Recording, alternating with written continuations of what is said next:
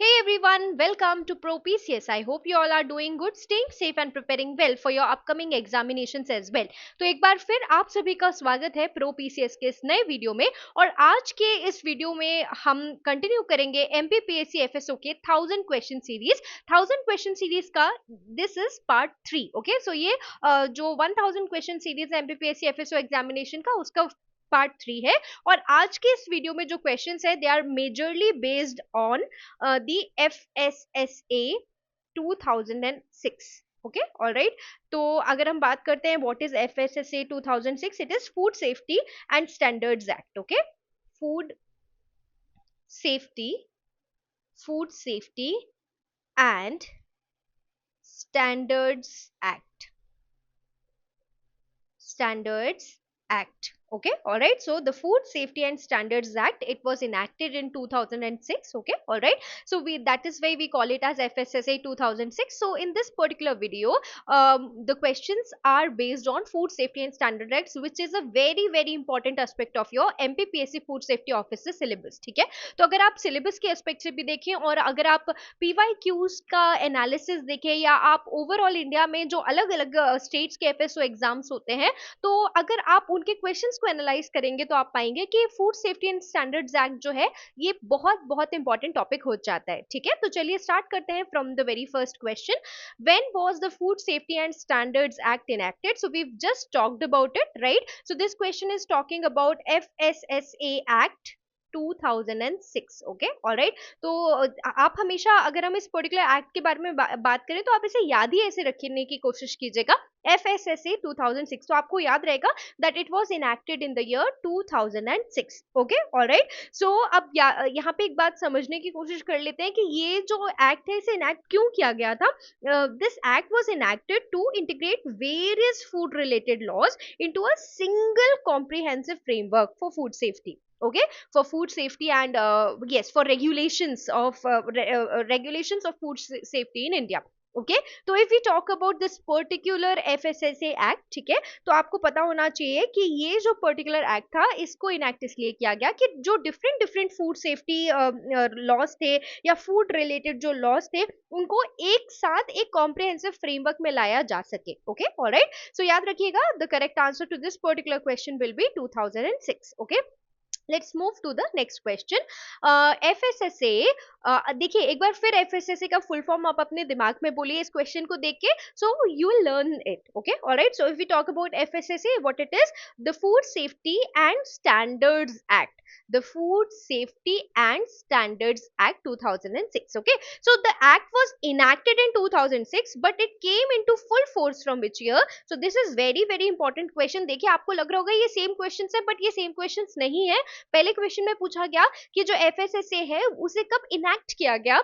The year of enactment was 2006, but from which year it came into full force? So it will be, the correct answer over here will be 2011। ये याद रखिएगा आप। Okay, alright. तो अगर हम बात करते हैं इस पर्टिकुलर एक्ट की, तो आपको याद रखना है कि जो एफएसएसए है, this act was passed in, ये जो एक्ट है ये कब पास हो गया था? 2006।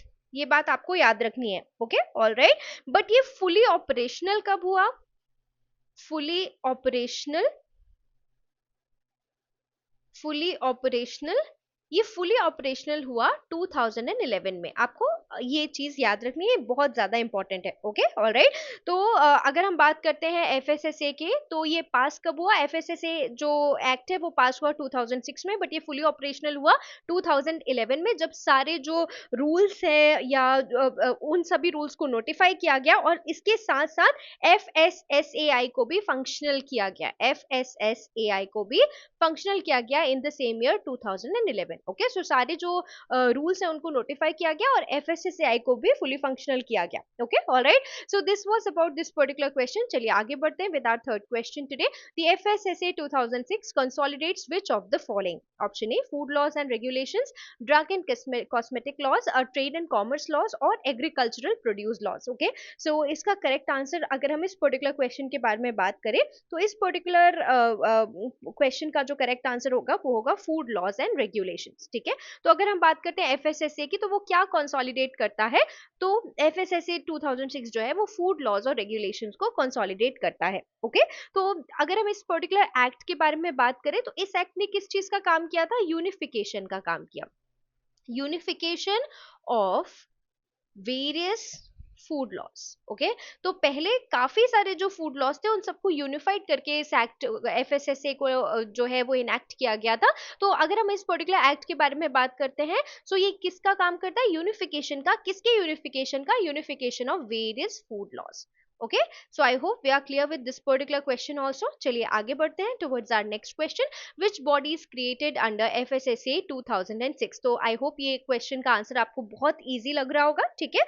और यस, आप जो सोच रहे हैं बिल्कुल करेक्ट आंसर वही है, एफएसएसएआई, ओके, ऑलराइट। तो देखिए, food safety and standards act है एफएसएसए, ओके, एंड एफएसएसएआई का फुल फॉर्म क्या है, food safety and Standards Authority of India. Standards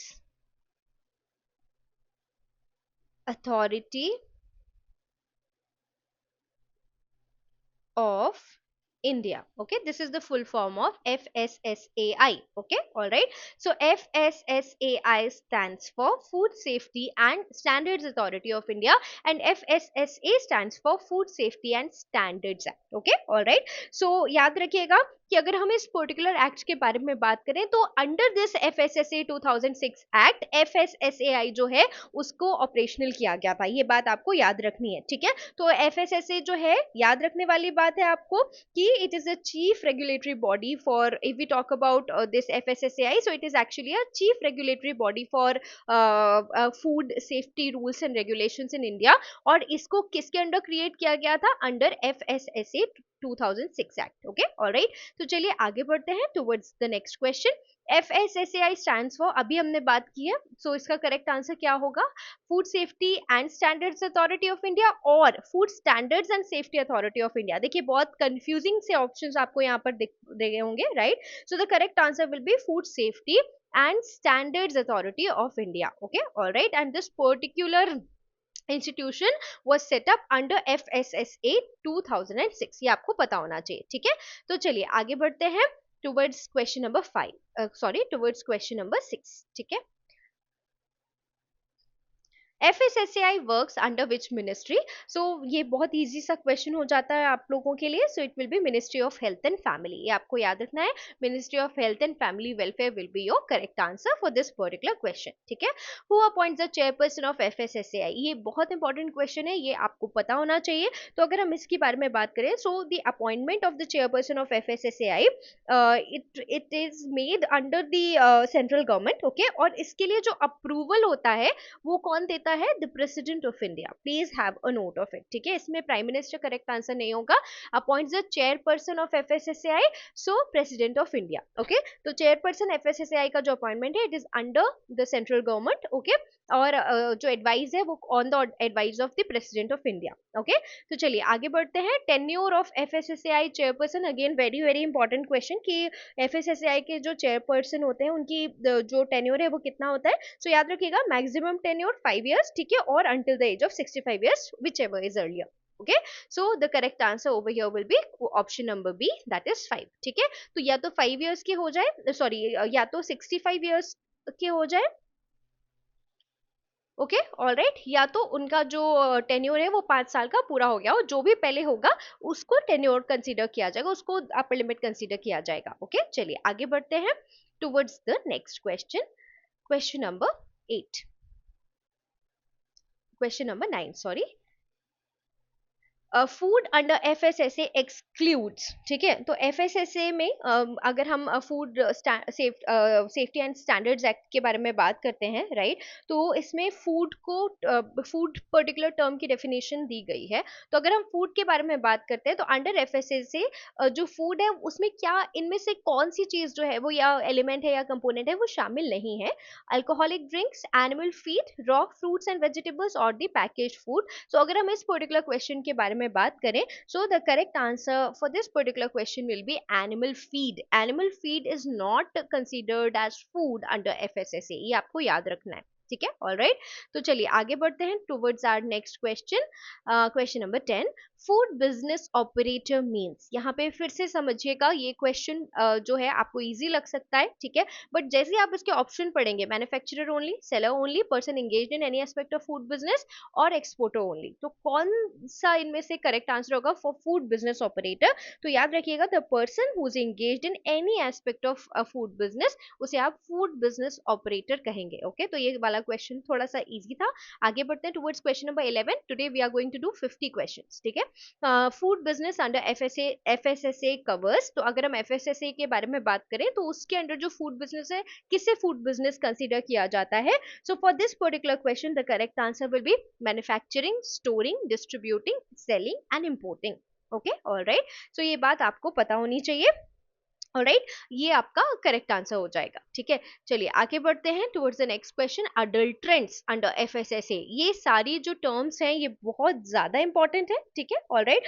तो चलिए बात करते हैं अडल्ट्रेंट्स की। So any substance that is added to reduce the quality और safety, that will be your correct answer, ठीक है। कोई भी ऐसा सब्सटेंस जो या तो क्वालिटी को रिड्यूस कर देता है या सेफ्टी को रिड्यूस कर देता है आपके फूड प्रोडक्ट की, उसे अडल्ट्रेंट कहा गया है अंडर एफएसएसए। Okay, alright. तो चलिए आगे बढ़ते हैं टुवर्ड्स द 13th क्वेश्चन, सब स्टैंडर्ड फूड मीन्स। ओके, सब स्टैंडर्ड फूड से हम क्या समझते हैं, इसका क्या मतलब होता है? Option A unsafe, option B food that does not meet prescribed standards, C food prohibited by law, D misbranded food. So यहाँ पर जो करेक्ट आंसर होगा सब स्टैंडर्ड फूड के लिए, तो उसका आंसर होगा food that does not meet the prescribed standards, ठीक है, ऑलराइट। तो जो प्रेस्क्राइब्ड स्टैंडर्ड्स हैं उनको जो भी फूड आर्टिकल मीट नहीं करता उसे हम कहते हैं सब स्टैंडर्ड फूड। ओके, आगे बढ़ते हैं, registration of petty food business operators is covered under. अच्छा, ये भी बहुत इंपॉर्टेंट क्वेश्चन हो जाता है। मैंने जैसे ही आपको बताया एफएसएसए 2006 बहुत बहुत ज्यादा इंपॉर्टेंट है, उसके sections again are very important, definitions under that act are again very very important, ठीक है। तो हम क्वेश्चन नंबर 14 में है, registration of petty food business operator is covered under, what is going to be the correct answer over here? Section 31 2। Okay, alright. So याद रखिएगा, अगर हम क्वेश्चन नंबर 14 के बारे में बात करते हैं, the correct answer will be option number C, section 31 2। Okay, तो अगर हम पेटी फूड बिजनेसेस के बारे में बात करते हैं, ठीक है, जिनका टर्नओवर बिलो 12 lakhs है, बिलो 12 lakhs, ठीक है, ऑलराइट। तो पेटी फूड बिजनेसेस, ऐसे पेटी फूड बिजनेसेस जिनका जो टर्नओवर है, ओके, वो 12 लाख से कम है, ओके, ऑलराइट, उनको रजिस्ट्रेशन की जरूरत होती है, उनको लाइसेंस नहीं दिया जाता, याद रखिएगा, ठीक है, ऑलराइट, ये आपको पता होना चाहिए, ठीक है। तो ऐसे पेटी फूड बिजनेसेस जिनका टर्नओवर 12 लाख से कम है, बिलो 12 लाख है, उनको सिर्फ रजिस्ट्रेशन दिया जाता है, उनको लाइसेंस नहीं दिया जाता। 12 लाख के ऊपर जो पेटी फूड बिजनेसेस हैं उन्हें लाइसेंस दिया जाता है, ये आपको पता होना चाहिए, बहुत बहुत बहुत ज्यादा इंपॉर्टेंट चीज है, और ये है अंडर सेक्शन 31 2। Okay, alright. तो चलिए आगे बढ़ते हैं, registration of petty food business is under section 31 2। Okay, now license is required if annual turnover exceeds, अभी हमने इसके बारे में बात की है, ठीक है, ऑलराइट। तो अगर 12 लाख से ऊपर का आपका टर्नओवर है, ओके, तो लाइसेंस की जरूरत होती है, अभी हमने ये डिस्कस किया in the previous question. Penalty for operating without license, अगर आप विदाउट लाइसेंस ऑपरेट करें तो उसकी पेनाल्टी क्या है under this particular act, right. So अगर हम इस पर्टिकुलर एफएसएसए एक्ट के बारे में, एफएसएस एक्ट के बारे में बात करें, तो याद रखिएगा कि 5 लाख रुपीस की पेनाल्टी जो है वो इम्पोज की जाएगी if you are operating without license, याद रखिएगा 5 लाख रुपीस। ओके, आगे बढ़ते हैं towards the next question, penalty for sub standard food. Okay, license के बिना 5 लाख रुपीस, अगर आप सब स्टैंडर्ड फूड बेच रहे हैं, ओके, जो प्रेस्क्राइब्ड स्टैंडर्ड्स को मैच नहीं करता उसको सब स्टैंडर्ड फूड कहते हैं, तो आपका जो पेनाल्टी है वो 2 लाख रुपीस हो जाएगा, ये आपको यहाँ से याद रखना है अंडर दिस पर्टिकुलर एक्ट, ठीक है। चलिए आगे बढ़ते हैं towards the next question, penalty for miss branded food. देखिए, अगर आपके पास लाइसेंस नहीं है 5 लाख रुपीस, सब स्टैंडर्ड फूड बेच रहे हैं तो 2 लाख रुपीस, ओके, और अगर आप मिस ब्रांडेड फूड बेच रहे हैं, ओके, मिस ब्रांडेड का मतलब क्या होता है कि आप कंज्यूमर को मिसलीड कर रहे हैं, ठीक है, कोई भी आपने देखा होगा कई बार आप फूड पैकेट्स पे देखिए स्पेलिंग जो है वो जो आपका जो मेन प्रोडक्ट है उससे बिल्कुल मिलती जुलती होती है, राइट? कलर, पैकेजिंग सब सेम होता है। So it is actually an example of a miss branded food. Okay, तो अगर आप मिस ब्रांडिंग कर रहे हैं, आप मिसलीड कर रहे हैं कंज्यूमर को, तो it attracts a fine up to 3 lakh rupees. ठीक है, तो याद रखिएगा सब स्टैंडर्ड फूड है तो 2 लाख रुपए की का जुर्माना है। अगर आप मिस ब्रांडेड फूड बेच रहे हैं तो 3 लाख रुपीज की पेनाल्टी है, और साथ ही अगर आपके पास लाइसेंस नहीं है तो 5 लाख रुपीज की penalty under this particular act, ये आपको पता होना चाहिए। ओके, चलिए आगे बढ़ते हैं। Penalty for unsafe food causing death. ठीक है, ऐसा खाना जिसको खाकर किसी व्यक्ति की ऐसा खाना जो डेथ लीड कर सकता है, ओके ऑलराइट, या डेथ कॉज कर सकता है, तो उस पर्टिकुलर खाने के लिए जो पेनाल्टी है वो क्या है? The penalty for unsafe food causing death. तो वी हैव 4 ऑप्शंस। ओके, और यहाँ पे जो करेक्ट आंसर होगा आपका वो क्या होगा? The imprisonment up to 7 years plus fine. Okay alright, so अगर if you talk about the correct answer, तो सबसे पहले याद रखिएगा कि लाइफ इम्प्रिजनमेंट तो होगा ही होगा आपको, ठीक है, 7 साल का। ओके, और साथ में फाइन भी लगेगा। So both imprisonment up to 7 years and fine. Okay alright, तो ये आपको याद रखना है। ओके, तो अगर हम बात करते हैं फाइन का, ठीक है, तो कितना फाइन हो सकता है? फाइन हो सकता है अप टू 10 लाख।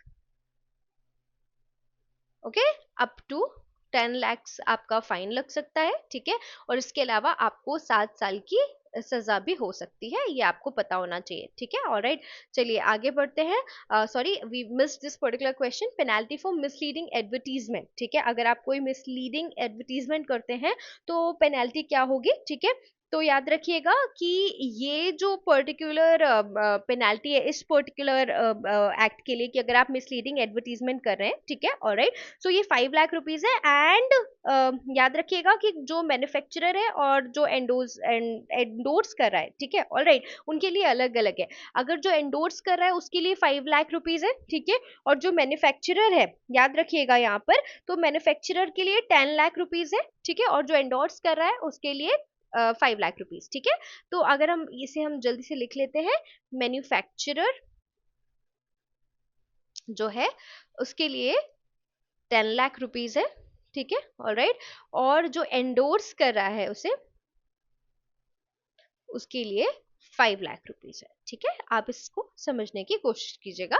चलिए आगे बढ़ते हैं towards the next question. Penalty for unhygienic premises. अगर आपका जो प्रीमाइसेस है वो अनहाइजीनिक है, तो याद रखिएगा 25,000 रुपीज की पेनाल्टी उसके लिए भी है। ऑलराइट, अगर आप एफएसओ बन जाते हैं तो ये आपको याद रखना पड़ेगा। ठीक है, चलिए, who enforces FSSA at state level. State level पर एफएसएसए को कौन एनफोर्स करता है? थोड़ा सा इजी सा क्वेश्चन है, याद रखिएगा, the state commissioner of food and safety, ये आपका करेक्ट आंसर हो जाएगा। The state commissioner of food safety enforces the FSSA at state level. ठीक है, चलिए आगे बढ़ते हैं towards our next question. Food safety officer FSO powers include only sample collection और search, seize and collect samples, only issuing notices और none of the above. तो यहाँ पर आपको पता ही होगा ऑप्शन से पढ़कर, the correct answer will be option number A, to search, seize and collect samples. Okay alright, and ये पावर्स जो एफएसओ को, वो कहाँ से कहाँ पर इनका उल्लेख किया गया है एफएसएसए में? Okay, so under section 38।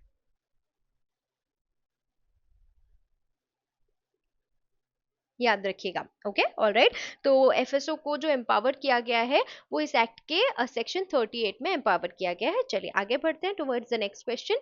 Minimum qualification of FSO. देखो, अभी आप अगर आपने ऑलरेडी फॉर्म फिल कर दिया है, अगर आपने फॉर्म फिल भी नहीं किया, नोटिफिकेशन पड़ा है, तो इस क्वेश्चन का आंसर शायद आपके लिए बहुत ज्यादा इजी होने वाला है। ठीक है, तो ग्रेजुएशन इन फूड टेक्नोलॉजी और any other relevant field will be the correct answer here. ठीक है, चलिए आगे बढ़ते हैं towards the next question.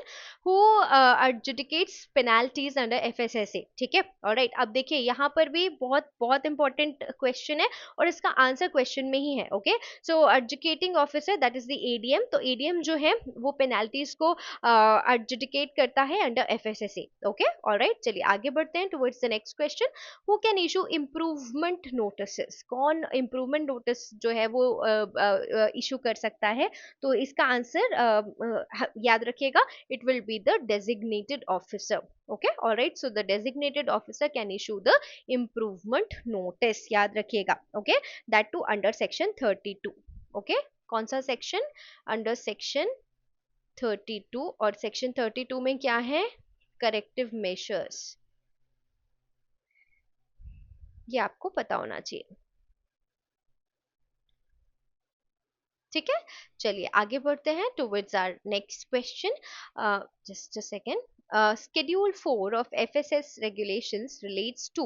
अच्छा, यहाँ पे आपको एक schedule से क्वेश्चन पूछ लिया, अभी हम sections के बारे में बात कर रहे थे, ठीक है। So schedule 4 of FSS regulations relates to, the correct answer will be the general hygiene and sanitary practices, ठीक है। तो अगर यहाँ पे प्लीज इसको बहुत बहुत ध्यान से समझिएगा, ठीक है। ये वाला जो schedule है वो प्रिस्क्राइब करता है हाइजीनिक रिक्वायरमेंट्स किसके लिए? फूड बिजनेसेस के लिए, ठीक है। Alright, so say schedule 4 of FSS regulations relates to the general hygiene and sanitary practices, ठीक है। चलिए आगे बढ़ते हैं। Labelling regulations are under, labelling regulations जो है वो किसके अंडर है? याद रखिएगा।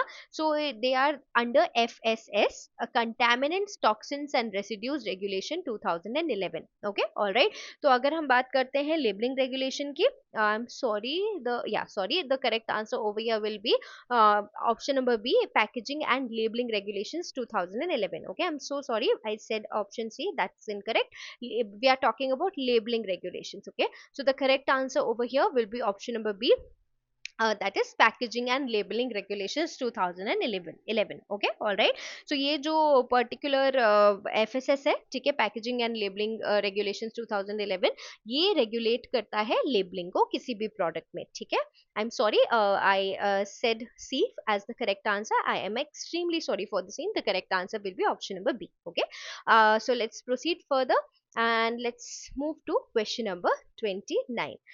Just a moment.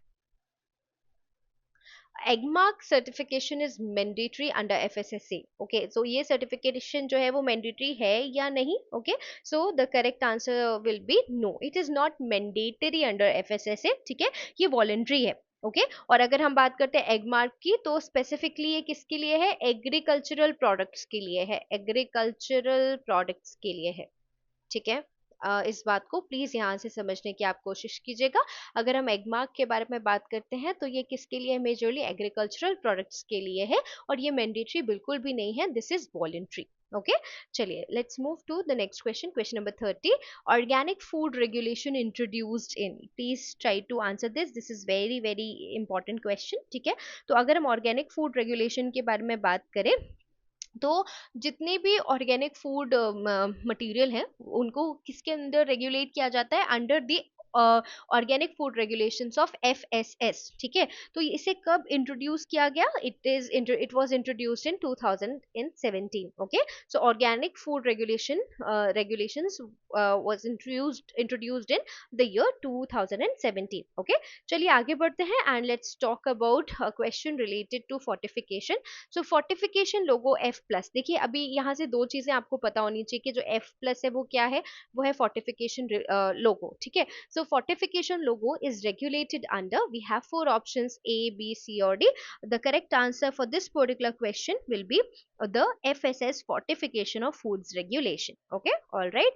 सो अगर हम बात करते हैं इस पर्टिकुलर क्वेश्चन की, तो the correct answer will be FSS fortification of food regulation, where FSS stands for food safety standards, ठीक है। तो ये आपको याद रखना है, FSS fortification of food regulation, ठीक है। चलिए आगे बढ़ते हैं towards our next question. Previous act replaced by FSSA, कौन कौन से? देखिए हमने अभी बात की थी कि FSSA ने यूनिफिकेशन का काम किया था, तो यहाँ पे क्वेश्चन है कि इनमें से कौन सा एक्ट जो है उसको FSSA ने रिप्लेस किया था। ओके, सो यहाँ ये क्वेश्चन आप याद रखिएगा, इसका आंसर आप याद रखिएगा, PFA act. Okay, alright, the prevention of food adulteration act. Okay, the prevention of food adulteration act, adulteration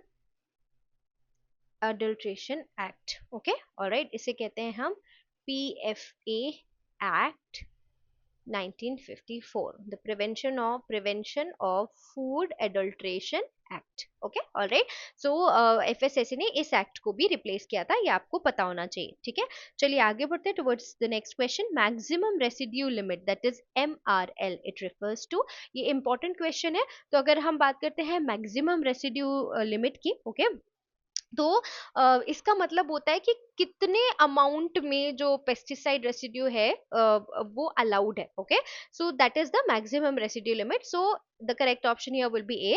The allowed pesticide residue in food is the maximum residue limit. Okay, all right. So let's proceed further. अब यहाँ पे एक बात और समझ लीजिए कि ये क्यों जरूरी है this maximum residue limit, क्योंकि ये आपके फूड कंटेमिनेशन को प्रिवेंट करती है, एक स्टैंडर्ड देती है ताकि आपके फूड में कितना कंसिडरेबल अमाउंट जो पेस्टिसाइड रेसिड्यू है वो हो सकता है जो आपकी हेल्थ पर कोई भी एडवर्स इफेक्ट ना डाले. Okay, alright. सो उसके लिए है मैक्सिमम रेसिड्यू लिमिट, याद रखिएगा. नाउ ट्रेसेबिलिटी इज मैंडेटेड इन किस सेक्शन में? जो ट्रेसेबिलिटी है उसको मैंडेट किया गया अंडर एफएसएसए. ओके, सो सबसे पहले यहाँ पे बात की, यहाँ पे अगर हम इस पर्टिकुलर क्वेश्चन के बारे में बात करें तो ट्रेसेबिलिटी जो है उसे मैंडेट किया गया अंडर सेक्शन 28. ऑलराइट, तो the correct answer for this particular question will be option number ए. ये आपको याद रखना है कि ट्रेसेबिलिटी जो है उसे मैंडेट किया गया under section 28 of FSSA 2006. Okay, चलिए आगे बढ़ते हैं. Recall procedures under FSSA are in. जो रिकॉल प्रोसीजर्स हैं वो किस सेक्शन के अंडर है एफएसएसए में? So it is section 40. Okay, alright. तो जो भी अनसेफ प्रोडक्ट्स हैं उनकी ट्रेसिंग के लिए अभी हमने सेक्शन 28 के बारे में बात की था. क्विक रिकॉल, अगर कोई अनसेफ फूड इश्यूज है तो उनके लिए क्विक रिकॉल के लिए अगर हम ट्रेसेबिलिटी के बारे में बात करते हैं तो वो सेक्शन 28 में है. और अगर हम रिकॉल प्रोसीजर्स के बारे में बात करते हैं तो रिकॉल प्रोसेसेस जो है अनसेफ प्रोडक्ट्स के लिए उनको समराइज करता है, उनको स्पेसिफाई करता है, उनको स्पेसिफाई किस सेक्शन के अंडर किया गया है. So it will be section 40. ठीक है, चलिए आगे बढ़ते हैं towards the next question, that is question number 36. Mandatory display of FSSAI license number started from. तो किस ईयर से जो है जो एफएसएसएआई का लाइसेंस नंबर है उसका डिस्प्ले मैंडेट किया गया? तो the correct answer for this particular question will B 2020. ठीक है, ऑलराइट. सो जनवरी 2020, याद रखिएगा, जनवरी 2020 से मैंडेट किया गया the display of FSSAI license number. ठीक है, ये आपको याद रखना ही इंपॉर्टेंट है और ये रीसेंट भी है. Which colour logo is use for vegetarian food? This is something very basic. ठीक है, तो मुझे लगता है ये हमें बचपन से ही पता है, the green square with green dot. ठीक है, ये आपको हमेशा से पता है I believe. Let's move to the next question. Which symbol denotes the non vegetarian food? तो ये भी आई गेस आपको पता है, the red square with the red dot. ठीक है, ये नॉन वेज फूड का सिंबल है. ओके, आगे बढ़ते हैं towards the next question. Shelf life is defined as. Now ये बहुत बेसिक सा क्वेश्चन है. ठीक है, the correct answer will be the time product remains safe and retains it's quality, उसको कहा जाता है शेल्फ लाइफ. ठीक है, आगे बढ़ते हैं. Use by date refers to, ये भी आई होप बहुत इजी सा क्वेश्चन है. ठीक है, so the date after which the product is unsafe to eat, वो होता है आपका यूज बाय डेट और द एक्सपायरी डेट. ठीक है, चलिए आगे बढ़ते हैं. Which authority approves imported food? अब ये बहुत बहुत बहुत इंटरेस्टिंग सा क्वेश्चन है, इसका आंसर बहुत बहुत ईजी है, एफएसएसएआई. ठीक है, ऑलराइट. सो आगे बढ़ते हैं towards the next question. Section 3 of FSSA deals with. So the correct answer to this particular question will be definitions. अभी हमने बहुत सारी बातें की ना, अडल्ट्रेंट्स के बारे में बात की, व्हाट इज फूड की हमने बारे में इसके बारे में बात की. तो ये सारी डेफिनेशंस किस सेक्शन में है? Section 3 of FSSA. ठीक है, तो याद रखिएगा हमने यहाँ पर सिर्फ इंपॉर्टेंट सेक्शंस पे बेस्ड क्वेश्चन लिए हैं आउट ऑफ एफएसएसए, जिनसे रिलेटेड क्वेश्चन जो हैं वो बीते सालों में पूछे गए हैं या अदर स्टेट के एग्जाम्स में पूछे गए हैं. ठीक है, यदि आप चाहते हैं कि डिटेल्ड सेक्शंस का वीडियो बनाया जाए for FSSA, so please post that over the comment box. Okay, alright. चलिए आगे बढ़ते हैं towards the next question. Section 18 of FSSA relates to, again a question from section which is important. So it relates to the general principles of food safety, remember that. Okay, so section 18 जो है वो general principles of food safety से relate करता है. आगे बढ़ते हैं. section 26 refers to, so it refers to, sorry, relates to the responsibilities of FBO. Okay, all right, so let's proceed further. and let's discuss question number 45. Section 30 relates to, so if we talk about section 30, it relates to the commissioner of food safety. Okay, ये बहुत important sections हैं जो हम यहाँ पढ़ रहे हैं. Section 41 की अगर बात करते हैं तो power of the food safety officer section 41 में डिस्कस किए गए. तो ये सेक्शन तो भाई बहुत बहुत इंपॉर्टेंट हो जाता है. ठीक है, एफएसओ के जो पावर्स हैं वो सेक्शन 41 एफएसएसए एक्ट 2006 में डिस्कस किया गया है. तो ये बात आपको पता होनी चाहिए. Let's move to the next question. Food analyst qualification किस में प्रिस्क्राइब किए, किस सेक्शन में प्रिस्क्राइब किए गए हैं? Under section 43. ठीक है, ऑल राइट. तो फूड एनालिस्ट जो होते हैं उनका जो क्वालिफिकेशन है उसको सेक्शन 43 में प्रिस्क्राइब किया गया है इस पर्टिकुलर एक्ट के. Appeal against AO order lies with, now what will be the correct answer for this particular question? The appellate tribunal. Okay, और ये अपील प्रोविजन है जो वो सेक्शन 70 के अंदर है ऑफ दिस पर्टिकुलर एक्ट, याद रखिएगा. ठीक है, जो अपील प्रोविजंस हैं वो है अंडर, प्रोविजंस जो हैं वो हैं अंडर सेक्शन 70. ये आपको पता होना चाहिए. ठीक है, alright. So the appellate tribunal will be the correct answer. We are left with the last two questions of this particular video. Question number 49, compensation for injury और death due to unsafe food is under. Again very very very important question. ठीक है, तो victims को compensation जो act देता है, section देता है, जिस सेक्शन में कंपनसेशन के बारे में बात की है, compensation to the victims, so the correct answer over here will be section 65. ये याद रखिएगा, section 65 talks about the compensation for the victims due to unsafe food. Okay, let's move to the last question of this particular video. The central advisory committee advises on, now what is going to be the correct answer? Here the correct answer will be all of the above: the food safety policies, the labeling standards and packaging requirements. On the basis of, on the advices of food safety policies or labeling standards or packaging requirement, the central advisory committee advises. Okay, all right. So central जो advisory committee है वो advise करती है on food safety policies, labeling standards and the packaging requirements. इसलिए the correct answer will be all of the above. ठीक है, so this was the last question of this particular video. I hope आपको ये video helpful लगा हो. ठीक है, आपके जो भी सजेशंस हैं, आपके जो भी फीडबैक्स हैं, please feel free to post them over the comment box. ठीक है, इसके अलावा जिस पर्टिकुलर टॉपिक पर आप चाहते हैं कि नेक्स्ट वीडियो है जो वो आए, वो भी बताइए. और जैसे कि मैंने आपको इनिशियली भी बताया था कि ये 1000 क्वेश्चन सीरीज है एमपीपीएससी एफएसओ के लिए, और ये उसका सिर्फ थर्ड पार्ट था. So we are soon going to complete 1000 question based on FSO. So stay tuned and do not forget to like, share and subscribe Pro PCS. Thank you so much for watching. And yes, one more thing, अगर आपको कहीं पर भी लगा हो कि जो मेरा समझाने का तरीका है उससे आप समझ नहीं पा रहे हैं या उसमें कहीं पर भी इम्प्रूवमेंट की ज़रूरत आपको नज़र आती है, तो please please please feel free to post that over the chat box, because the aim of these videos are to help you. Okay, to help my students. तो अगर आपको कहीं पर भी कुछ भी समझ में नहीं आ रहा है, please please please feel free to post over the comment box. ठीक है, ऑलराइट. एंड डेफिनेटली वो जो चेंजेस है, आपके जो फीडबैक्स है, उनको इनकॉर्पोरेट करने की पूरी पूरी कोशिश की जाएगी. So thank you so much for watching, और मिलते हैं अगली वीडियो में. तब तक के लिए keep preparing and keep hustling. Thank you so much for watching pro PCS.